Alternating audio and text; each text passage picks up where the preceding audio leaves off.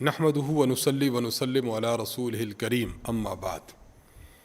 مرکز اہل سنت والجماعت سرگودہ پاکستان سے آپ کے سوالات کے جوابات کے لیے حاضر خدمت ہیں۔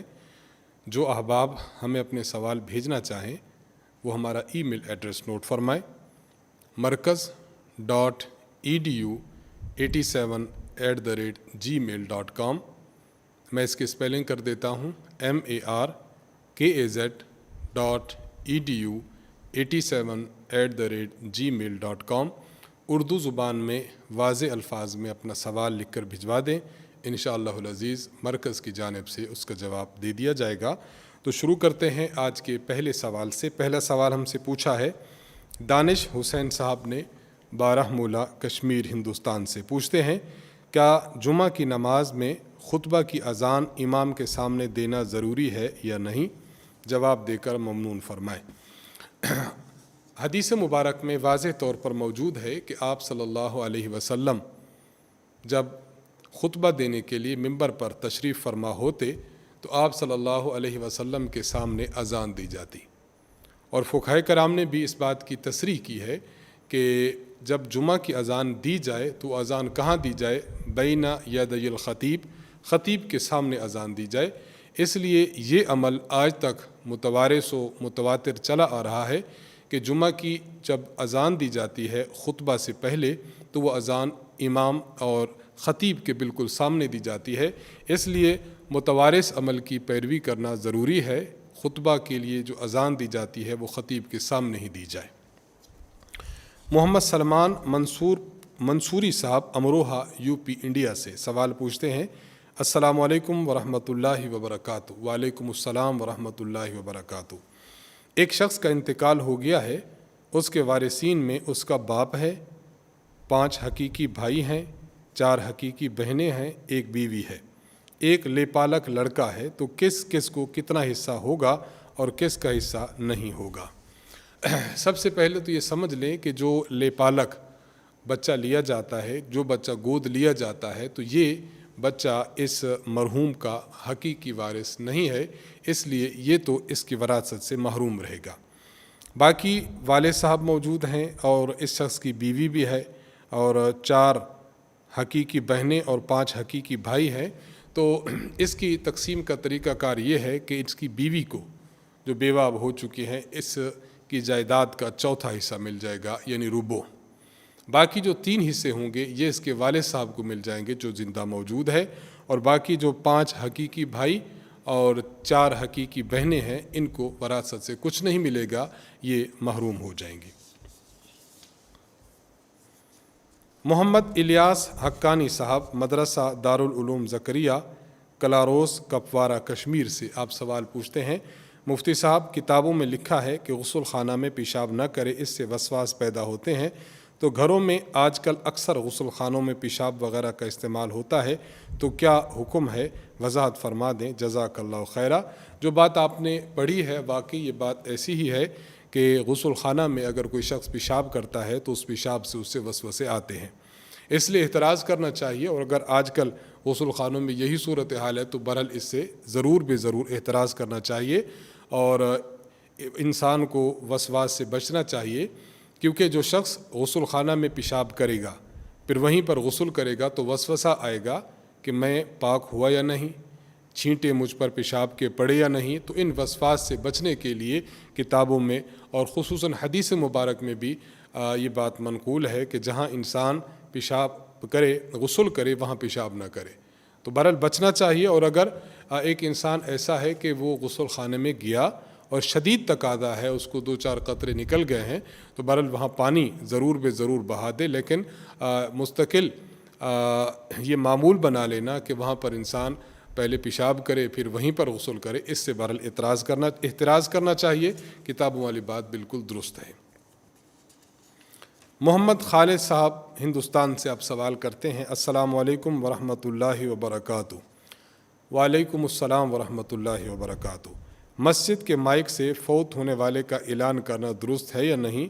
ہمارے یہاں اس کا رواج ہے کہ جب کوئی آدمی دنیا سے رخصت ہوتا ہے تو نمازیوں کو آگاہ کرنے کے لیے مسجد کے مائک سے نماز کے بعد اعلان کرتے ہیں۔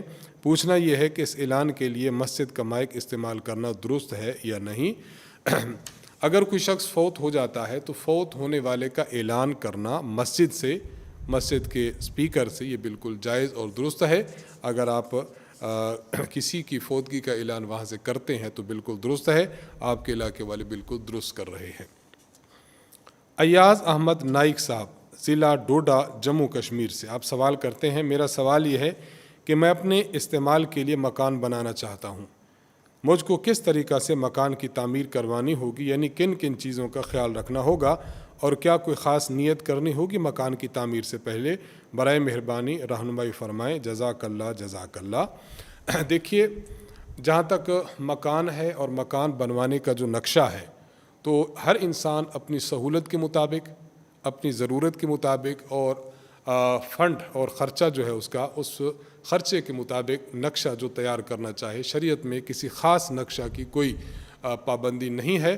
جس طرح کمرے بنانا چاہیں اور جتنا برآمدہ بنانا چاہیں، کوئی سٹور بنانا چاہیں، جو کچھ آپ بنانا چاہیں تو شریعت میں اس کی اجازت ہے۔ آپ اپنی سہولت کو دیکھ لیجئے اور اپنی ضرورت کو دیکھ لیجئے۔ باقی مکان بنانے کے حوالے سے چند باتیں ویسے میں گوش گزار کر دیتا ہوں، ان پر ہر انسان کو عمل پیرا ہونا چاہیے۔ جو انسان مکان بناتا ہے تو زندگی کے ہر معاملے میں اور اسی طرح مکان کے متعلق بھی جس مال کو وہ مکان میں یا دیگر کاموں میں خرچ کرنا چاہتا ہے تو اسے ضروری ہے کہ یہ مال پاکیزہ ہونا چاہیے اور حلال ہونا چاہیے۔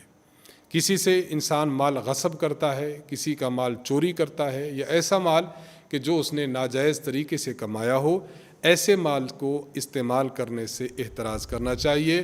اور اگر آپ مکان بنا رہے ہوں تو مکان میں ناجائز اور حرام پیسہ ہرگز نہیں لگانا چاہیے۔ ایک تو یہ اہتمام کریں۔ نمبر 2، جس جگہ آپ مکان بنا رہے ہیں آپ دیکھیں کہ یہ زمین آپ نے یا تو خریدی ہو یا آپ کو اپنے والد صاحب کی طرف سے، اپنے کسی وارث کی طرف سے، موروث کی طرف سے، مورث کی طرف سے آپ کو یہ چیز ملی ہو۔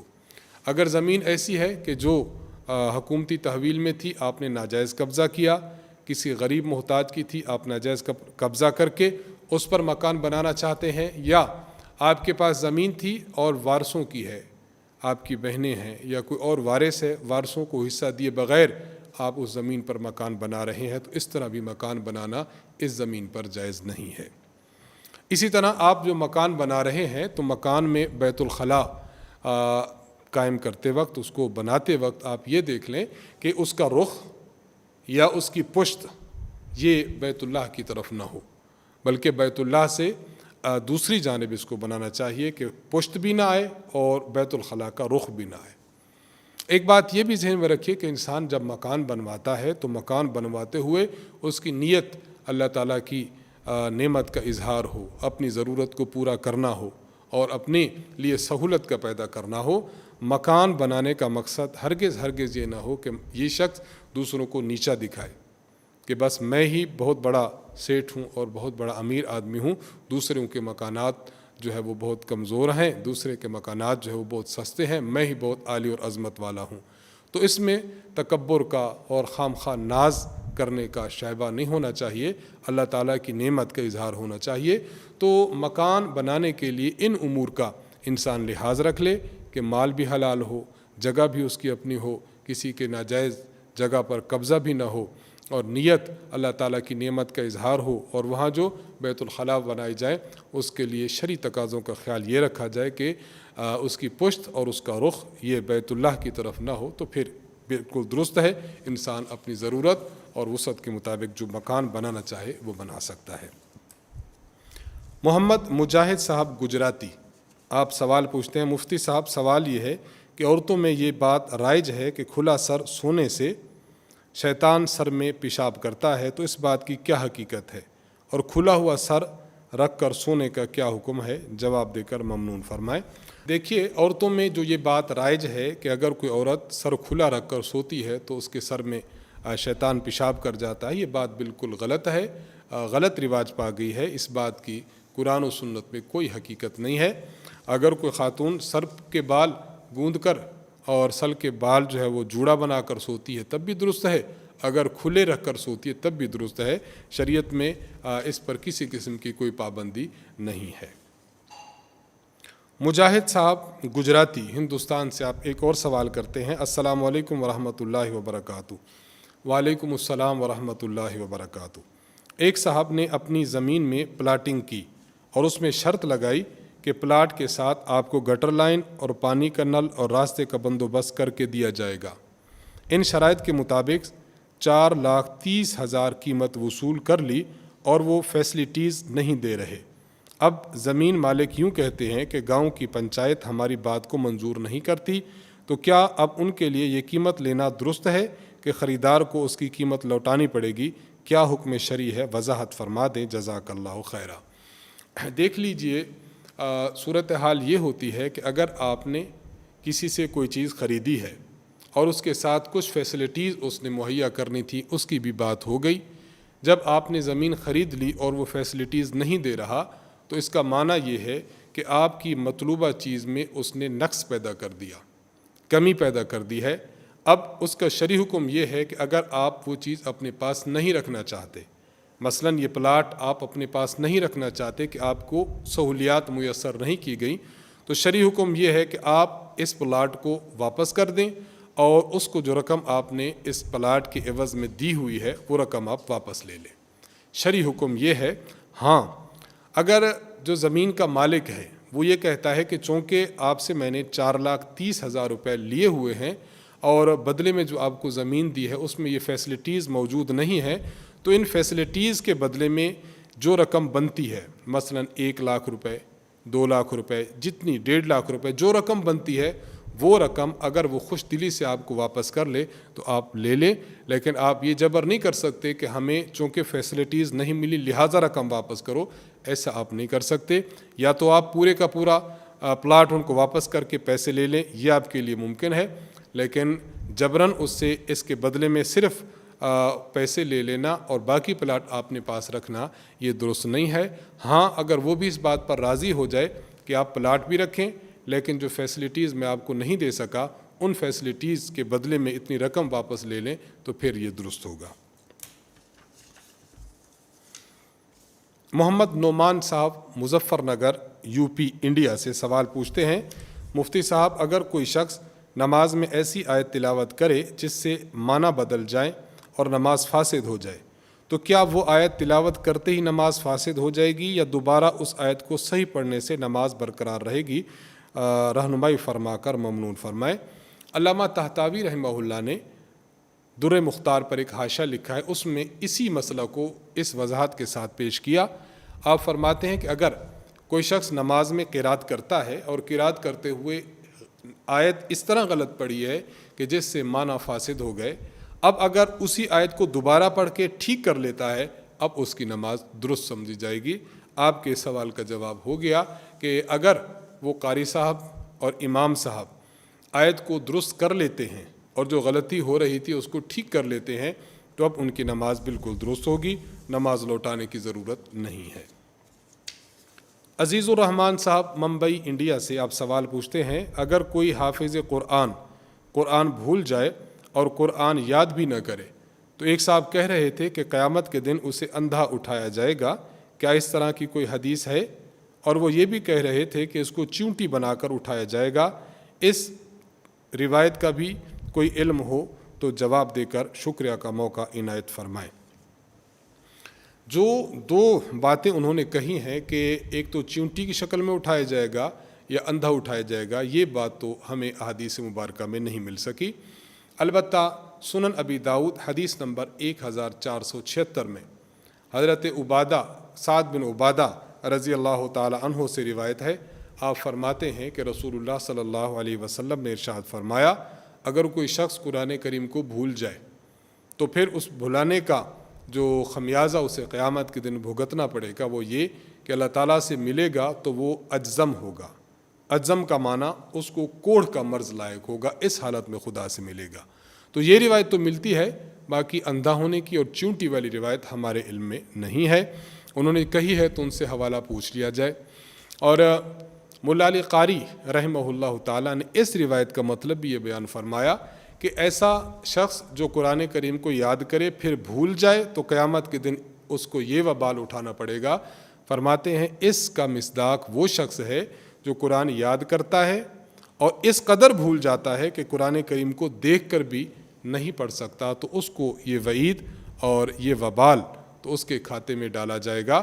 لیکن اگر کوئی شخص قرآن کریم کو یاد کرتا ہے پھر ایسے بھول جاتا ہے کہ دیکھ کر پڑھ سکتا ہے، تو یہ اس کو مواخذہ تو کیا جائے گا، لیکن حدیث مبارک میں جو شدید وعید ہے اس کا مصداق یہ شخص نہیں ہوگا۔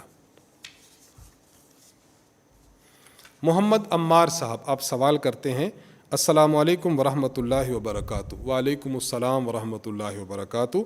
اگر اسکول والے داڑھی کاٹنے کو کہیں تو کیا کرنا چاہیے؟ کیونکہ اگر داڑھی کاٹ لی جائے تو نماز نہیں پڑھائی جا سکتی۔ میں حافظ ہوں، 9th کلاس میں پڑھتا ہوں۔ سب سے پہلے تو آپ اسکول والوں کو سمجھا دیں، انتظامیہ کو، پرنسپل صاحب کو یہ بات باور کرائیں کہ داڑھی سنت رسول ہے، اس کو کٹوانے کے لیے حکم دینا، آرڈر جاری کرنا یا مجبور کرنا یہ ان کے لیے بالکل ناجائز اور حرام ہے۔ اس عمل سے وہ ڈریں کہ اللہ تعالیٰ کہیں ان کا ایمان نہ سلب کر لے۔ باقی ان کو آپ خوش مزاجی کے ساتھ، خوش اسلوبی کے ساتھ ان کو سمجھائیں۔ اللہ کرے کہ وہ لوگ سمجھ جائیں اور اس برے عمل سے اور اس برے حکم سے وہ باز رہیں۔ لیکن اگر وہ پھر بھی اپنی ضد پر قائم ہیں اور کہتے ہیں کہ آپ داڑھی کٹوا کر اسکول میں آئیں، تو آپ اپنا اسکول چھوڑ دیں۔ آپ وہ اسکول چھوڑیں اور آپ کسی اور اسکول میں داخلہ لے لیں۔ شرعی حکم ہے داڑھی رکھنا، ایک مشت داڑھی رکھنا مرد کے لیے واجب ہے۔ اگر کوئی اس کو کٹوانے کا آپ کو آرڈر دیتا ہے تو پھر آپ وہاں پر نہ پڑھیں، آپ اسکول تبدیل کر کے کسی اچھے سے اسکول میں پڑھ دیں۔ ہم ان کے لیے دعا کریں گے کہ اللہ تعالیٰ ایسے اسکول والوں کو سمجھ عطا فرمائے۔ سوال پوچھا ہے محمد عادل صاحب نے، ایسا جانور جو حاملہ ہو اس کی قربانی کرنا کیسا ہے؟ دیکھیے، حاملہ جانور فقہاء نے اس بات کی تصریح کی ہے کہ اگر کوئی جانور حاملہ ہو اور قریب الولادت ہو، یعنی بس قریب ہے، مہینہ ڈیڑھ رہتا ہے وہ اس کا بچہ پیدا ہو جائے گا، تو ایسے جانور کی قربانی فی نفسی جائز تو ہے لیکن بہتر نہیں ہے۔ اگر ایک شخص غریب ہے جس نے ایسا جانور خرید لیا ہے تو وہ تو قربانی کر لے، لیکن اگر کوئی شخص امیر ہے جس نے ایسا جانور خریدا ہے تو بہتر یہی ہے کہ وہ اس جانور کو تبدیل کر لے، اس کی قیمت کے برابر یا اس سے اچھا جانور خرید لے، تو فی نفسی قربانی جائز ہے، لیکن چونکہ وہ حاملہ ہے اس لیے بہتر یہی ہے کہ کسی اور جانور کی قربانی کر لی جائے۔ فیصل احمد صاحب انڈیا سے سوال کرتے ہیں کہ بڑے جانور کا ایک تھن خراب ہے تو اس کی قربانی کرنا کیسا ہے؟ جانوروں کے تھن کے متعلق یہ قاعدہ سمجھ لیجئے کہ اگر جانور کے آدھے تھن خراب ہیں تو اس جانور کی قربانی جائز نہیں، اگر آدھے سے کم تھن خراب ہیں تب اس کی قربانی کرنا جائز ہے۔ بڑے جانور میں 4 تھن ہوتے ہیں، گائے ہے، اسی طرح بھینس ہے، اس کے 4 تھن ہوتے ہیں۔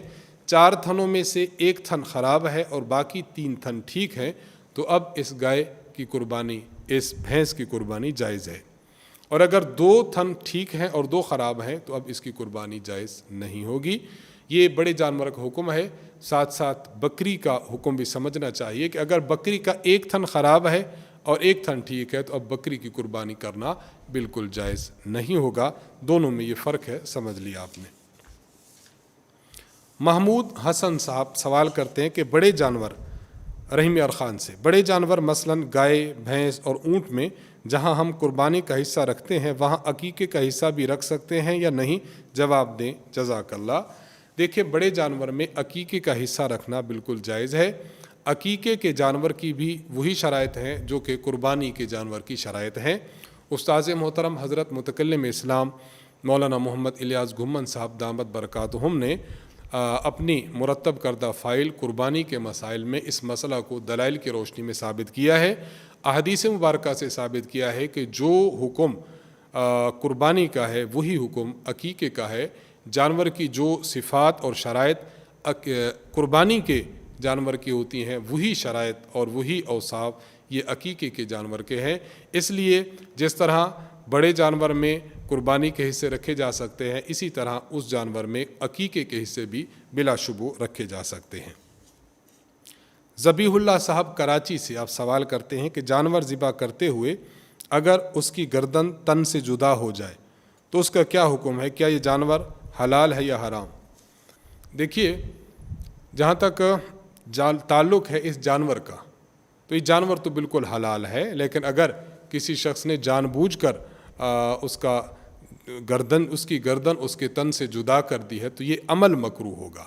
تو عمل مکروہ ہے، لیکن مذبوحہ اور جانور بالکل حلال ہے، اسے کھانا بالکل جائز ہے، کسی قسم کی کوئی کراہت نہیں ہے۔